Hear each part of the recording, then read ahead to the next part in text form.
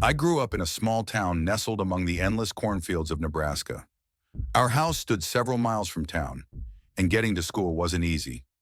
Every morning and evening, I had to make that journey on my bike, pedaling through wind and dust. My parents didn't worry too much about it. They worked 12-hour days, their attention mostly fixed on bills, work, and just trying to make ends meet. But there was one thing they always repeated, with an unusual seriousness and fear in their eyes.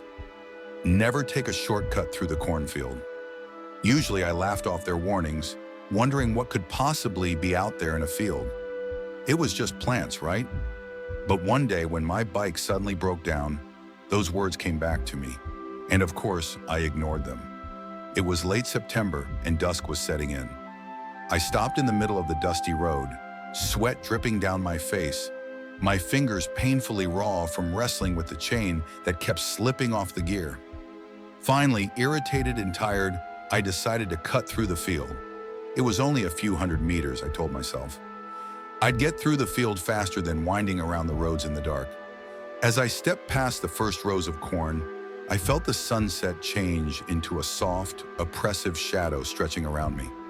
The corn leaves rustled in the occasional gust of wind, and I couldn't shake the feeling that they were alive, as if their long green fingers were trying to grab me, touching my shoulders, like they were checking if I was alone. I quickened my pace, feeling a growing sense of unease. As I did, the rustling behind me grew louder, the shadows between the rows thicker.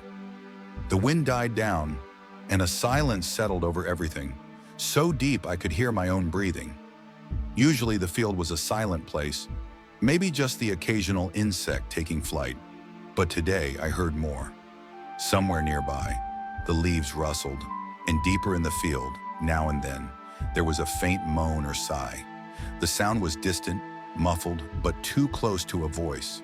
It came first from one side, then the other, each step bringing it closer. My heart raced faster, but I decided not to stop. The thought that I might see something horrible clung to my mind, like someone irresistibly drawn to a terror from which you can't look away. And then, something clattered nearby, catching me off guard. I spun around, but there was nothing to see. Around me, there was only the field, vast and still, with stalks reaching up to my shoulders, blocking my view of the horizon. But the sound lingered. I caught a faint movement in the distance. Something wandered among the corn, and now it no longer seemed like the sounds of the wind. It was someone, or something. I was sure of it, because the longer I stood and listened, the clearer it became. With great effort, I forced myself to take a step forward, parting the corn leaves with my hands. The stalks clung to my skin, leaving sticky, unpleasant traces. But I kept moving, cold sweat streaming into my eyes.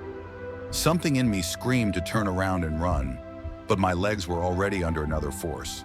I needed to see what it was, to understand if I could handle it. And just as I reached an opening between the rows, a shadow flickered a few meters away from me. It vanished so quickly I barely caught sight of it, but a smell of rotten earth and dead leaves lingered in the air. My mind was filled with images, conjured by that smell. It was too strong, too real to be random decay. Something dead or nearly dead, I thought, had to be nearby. Suddenly, something tangled around my legs and I lost my balance. As I fell, I saw the corn stalks sway slightly, as if moving toward me. I scrambled to my feet and ran, but the darkness grew thicker. I couldn't remember how long had passed, but it felt like I had been wandering for hours. Strange things were underfoot. Scraps of old clothing, rusty chains, pieces of wood with tiny cracks filled with mossy rot. And when I felt a cold breath on my neck, I had the feeling I wasn't alone. Each breath filled me with an icy chill, and I didn't stop. I just felt I couldn't stop, no matter how much I wanted to.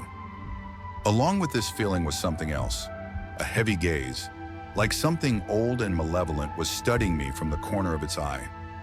I had no strength left, but when I saw a light emerging on the horizon, I heard footsteps behind me. I didn't look back and bolted, as if the devil himself were chasing me. I ran until I collapsed on the side of the road, and there was no one around.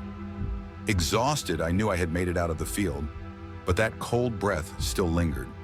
When I got home, I thought I had survived the worst of it. But the next morning, when I looked out the window, I saw my bike. It was standing by the doorstep, covered in dirt and soil, as if it had followed the same path as I did. That encounter left a feeling in me that never went away, even as the years passed. Every time the wind brings that smell, I know the cornfield wants something from me, and I dread the day I'll have to go back there.